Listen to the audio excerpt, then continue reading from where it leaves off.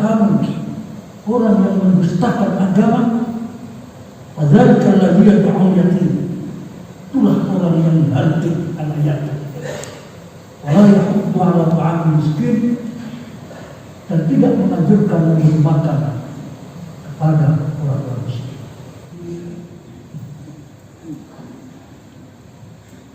Assalamualaikum warahmatullahi wabarakatuh.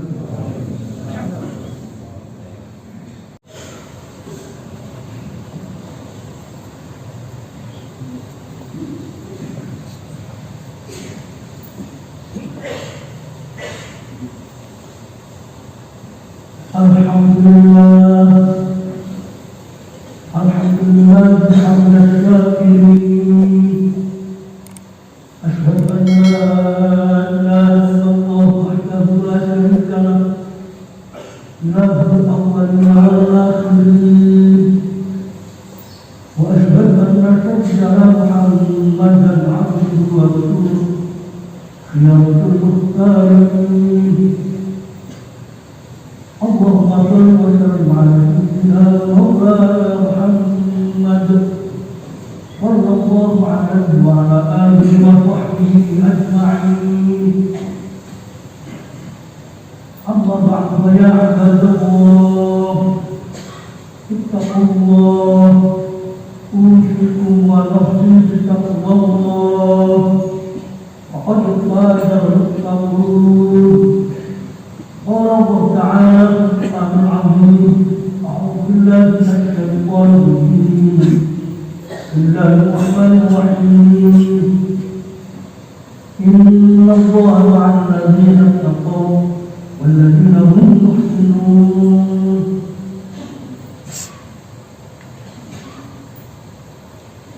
Para hadirin jamaah rahimahullah,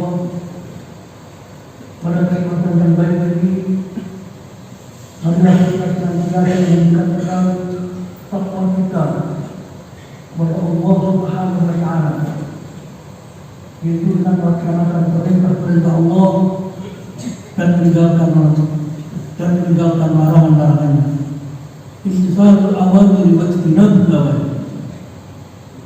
Sebab hanya dengan bertakwa kepada Allah inilah maka kita akan memperoleh ketenteraman, kita akan memperoleh kedamaian, kita akan memperoleh keselamatan, kita akan memperoleh kebahagiaan baik di dunia, di alam kubur maupun di alam akhirat.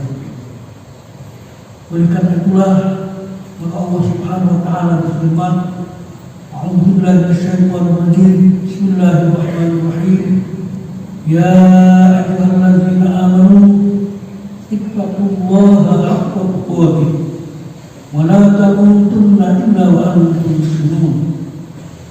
Hai orang yang beriman, bertakwalah kamu sekalian kepada Allah dengan takwa yang sebenar-benarnya, dan janganlah sekali-kali engkau mati kecuali mati dalam keadaan iman dan Islam.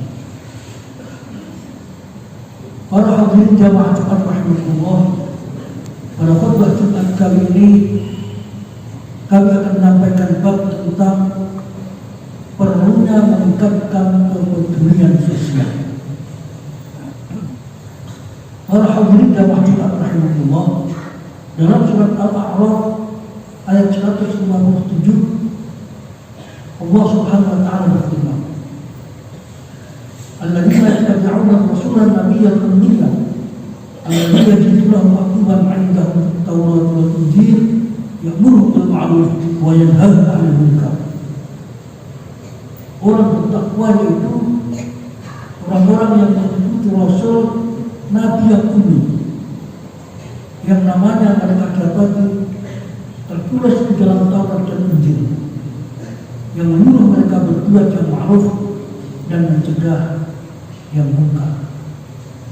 Wa yuhillu lahum thayyibat wa yuharrimu 'anhum khaba'ith, yang menghalalkan segala yang baik dan mengharamkan segala yang buruk. Wa yadha'u 'anhum israhum wal aghlal allati kanat 'alaihim, dan membebaskan beban-beban dan belenggu yang ada pada mereka. alladzina amanu bihi fa'jabuhu wa nasaruhu wattaba'u an-nura alladzi unzila ma'ahu. Ada orang-orang yang beriman kepadanya, memuliakannya, menolongnya, dan mengikuti cahaya yang terang yang diturunkan kepadanya. Mereka berusaha, mereka itulah orang-orang yang beriman. Para hadirin jamaah Jumat rahimahullah, pada ayat ini disebutkan bahwa ada 3 tugas para rasul dan para pengikutnya. Tugas pertama ialah ya'muru bil ma'ruf wa yanha 'anil munkar, menyuruh yang ma'ruf dan melarang yang munkar. Hal ini berarti mengajak orang-orang untuk berbuat kebaikan atau beramal soleh dan memperingatkan serta membetulkan orang-orang yang berbuat munkar. Tugas pertama. Kemudian tugas yang kedua, وَيُحِلُّ لَهُمُ الطَّيِّبَاتِ وَيُحَرِّمُ عَلَيْهِمُ الْخَبَائِثَ, menerangkan tentang yang halal dan yang haram. Dan ini berarti menjelaskan syariat atau hukum-hukum yang diturunkan oleh Allah Subhanahu wa Ta'ala. Dan tugas yang ketiga yang sering dilupakan orang adalah wa yadh'u 'anhu israhum wal aghlal allati kanat 'alayhi, melepaskan manusia dari beban-beban penderitaan, atau kalau redaksi Al-Quran, membebaskan beban-beban dan belenggu-belenggu yang ada pada mereka. Dan ini berarti tugas para rasul dan pengikutnya itu, tugas yang ketiga adalah mengentaskan manusia dari kemiskinan, dari keterbelakangan, dari kebodohan, penyakit, kelaparan, kesengsaraan, serta kesulitan hidup yang melilit mereka. Inilah tugas yang ketiga, wa yadh'u 'anhum israhum wal aghlal allati kanat 'alayhim. Para hadirin jamaah rahimahullah, banyak orang mengira bahwa dakwah sudah berakhir, sudah selesai setelah kita berkhutbah di masjid-masjid, setelah kita mengajak orang berbuat baik dan melarang orang berbuat munkar, setelah kita menerangkan hukum taharah, hukum dan sujud. Banyak orang mengira bahwa dakwah sudah berhasil, kalau masjid-masjid sudah penuh dengan jamaah, kalau Al-Quran sudah banyak dibaca orang, kalau MTQ sudah bertebaran di seluruh negeri. Padahal pada saat yang sama masih ada ribuan gelandana yang merintih di kubu-kubu khayal. Masih ada ribuan orang yang kurus kering kurang gizi karena tidak mampu membeli informasi. Masih ada ribuan wanita-wanita yang terpaksa mengorbankan kehormatannya hanya untuk sekedar mempertahankan hidupnya. Padahal pada saat yang sama pula masih ada ribuan anak yang tidak dapat melanjutkan sekolah karena dia kuat bayar SPP. Masih ada ribuan orang sakit yang menghembus menunggu maut karena tidak mampu membayar biaya rumah sakit. Dan masih ada ribuan umat Islam yang terpaksa menjual umatnya ma'udzubillah karena kesulitan hidup yang menghidupnya. Lantas mana dakwah kita kepada mereka ini? Mana peduli kita kepada mereka? Sudahkah kita telah memberikan bantuan kepada mereka? Walhamdulillah jamaah Jumat rahimahullah, tugas Nabi dan para pengikutnya yang terakhir inilah yang membedakan nabi-nabi Islam dengan nabi-nabi Islam. Menurut Dr. Ali Syariati, orang ahli sosiologi agama, nabi-nabi non-Islam itu berasal dari lingkungan istana. Misalnya Siddhartha Gautama, sejak semula dia memang anak raja, kemudian mengasingkan diri dan belakangan kembali lagi ke istana. Kemudian Konghucu, juga anak seorang pembesar kerajaan dan akhirnya menjadi penasihat raja. Kemudian Zarathustra juga berasal dari keluarga istana dan mendapatkan pengikut pertama juga dari kalangan istana. Tapi nabi-nabi Islam, mereka kebanyakan berasal dari rakyat jelata, berdakwah di kalangan rakyat jelata, dan pengikut pertama mereka juga berasal dari kelompok rakyat jelata. Mereka selalu membela rakyat jelata serta menentang raja yang zalim dan makar murka. Sebagai misal, Nabi Ibrahim alaihissalam, beliau menentang raja Namrud yang kejam. Kemudian Nabi Musa alaihissalam, beliau menentang raja Fir'aun yang menindas dan sewenang-wenang terhadap Bani Israil.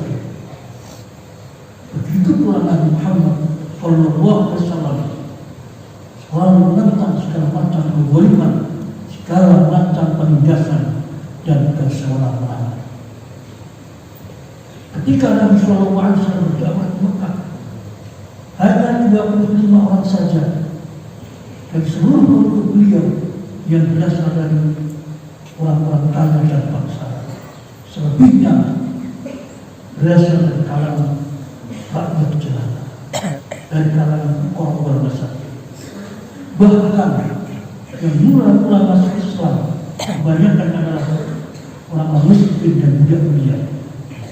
Sedangkan orang kaya pada zaman itu gengsi masuk Islam, sebagaimana diceritakan dalam surat Al-Baqarah ayat 13. Udah lahum amin kama amanan nas. Dan apabila dikatakan kepada mereka, kepada pembesar-pembesar Quraisy, berimanlah kamu sebagaimana orang-orang lain yang telah beriman. Anu'minu kama amana as-sufaha. Mereka menjawab, apakah kami akan beriman seperti orang-orang yang kurang akal itu, seperti orang-orang bodoh, hina, jelek dan miskin itu? Ala lahum sufaha walakin la ya'lamun. Allah berfirman, ingatlah, sesungguhnya mereka itulah orang-orang yang kurang akal, orang-orang yang bodoh, tetapi mereka tidak tahu. Oleh karena itu, sepanjang hidupnya Rasulullah SAW selalu berpihak dan membela kaum du'afa. Beliau pun menasihatkan agar para ulama melanjutkan tugas para nabi, yaitu selalu berada di tengah-tengah kaum du'afa dan selalu berjuang membela kaum du'afa. Apa sebabnya? Sebab orang yang tidak mau membela kaum du'afa, tidak mau menyantuni kaum du'afa, tidak peduli kepada kaum du'afa, orang-orang masakin, disebut dalam Al-Quran sebagai pendusta agama. Sebagaimana dijelaskan dalam surat Al-Ma'un, Ar-Ra'aital ladzi yukazzibu bid-din, tahukah kamu orang yang mendustakan agama? Fadzalika alladzi yad'u yatim, itulah orang yang menghardik anak yatim. Wala yahuddu 'ala ta'amil miskin, dan tidak menganjurkan memberi makan kepada orang-orang miskin. Kemudian dalam surat Al-Haqqah diceritakan tentang nasib tragis yang menimpa orang-orang yang tidak mau memberi makan kepada orang-orang miskin kelak di akhirat. Mereka berkata dengan penuh penyesalan, ya laitaha kanatil qadiyah, wahai alangkah baiknya kalau setelah mati itu berakhir semua. Ma'aghna 'anna, tidak ada gunanya seluruh kekayaan. Halaka 'anni sultaniyah, telah hilang seluruh kekuasaan. Khuduhu fa'khudhuhu, tsumma jahim salluhu, tsumma fi silsilatin dhar'uha sab'una dhira'an faslukuhu. Lalu Allah berfirman, ambillah orang itu, lalu belenggulah dia, hingga masukkan ke dalam api neraka yang menyala-nyala. Kemudian belitlah dengan rantai yang panjangnya 7 pasang. Innahu kana la yu'minu billahi al-'azim. Sesungguhnya dahulu dia tidak beriman kepada Allah. Wala yahuddu 'ala ta'amil miskin, dan juga tidak mendorong orang lain untuk memberi makan orang-orang miskin. Inilah penyesalan yang menimpa orang yang tidak mau memberi makan kepada orang miskin kelak di akhirat. Penyesalan akibat tidak mau peduli kepada saudara-saudaranya yang menderita. Oleh karena itu, pada kesempatan yang baik ini kami mengetuk hati para hadirin. Marilah kita bantu saudara-saudara kita yang terkena musibah dimanapun berada, khususnya saudara-saudara kita yang menjadi korban gempa di Cianjur. Para hadirin jamaah Jumat rahimahullah, mudah-mudahan Allah memberi pertolongan kepada kita semua, sehingga pada bulan Desember ini kita dapat senantiasa meningkatkan ibadah kita, meningkatkan takwa kita, meningkatkan amal soleh kita, meningkatkan kepedulian sosial kita, sehingga akhirnya kita akan memperoleh kebahagiaan di dunia wal akhirah. Allahumma amin. Ja'alana Allah wa iyyakum min al-khairin amin, wa adkhilana wa iyyakum fi jumlatil ibadillahi sholihin. A'udzu billahi minasy-syaithanir rajim. Bismillahirrahmanirrahim. Wal 'asri innal insana lafi khusrin illa الذين آمنوا وعملوا الصالحات وتواصوا بالحق وتواصوا بالصبر وقل رب اغفر وارحم أنت خير الراحمين. Alhamdulillah hamdan katsiran kama amar. Asyhadu an la ilaha illallah wahdahu la syarika lah. ومن جحد وكفر واشهد ان سيدنا محمدا عبده ورسوله سيد الخلائق والبشر. اللهم صل وسلم على سيدنا مولانا محمد وعلى اله وصحبه اجمعين. اما بعد فيا عباد الله اتقوا الله حق تقاته ولا تموتن الا وانتم مسلمون. قال الله تعالى في القران العظيم: اعوذ بالله من الشيطان الرجيم. بسم الله الرحمن الرحيم. ان الله وملائكته يصلون على النبي يا ايها الذين امنوا صلوا عليه وسلموا تسليما. اللهم صل وسلم على سيدنا محمد وعلى اله وصحبه اجمعين، وارض عنا ومعهم برحمتك يا ارحم الراحمين. اللهم اغفر للمؤمنين والمؤمنات والمسلمين والمسلمات الاحياء منهم والاموات انك سميع قريب مجيب الدعوات. اللهم انصر الاسلام والمسلمين واهلك الكفرة والظالمين. ربنا هب لنا من ازواجنا وذرياتنا قرة اعين واجعلنا للمتقين اماما. ربنا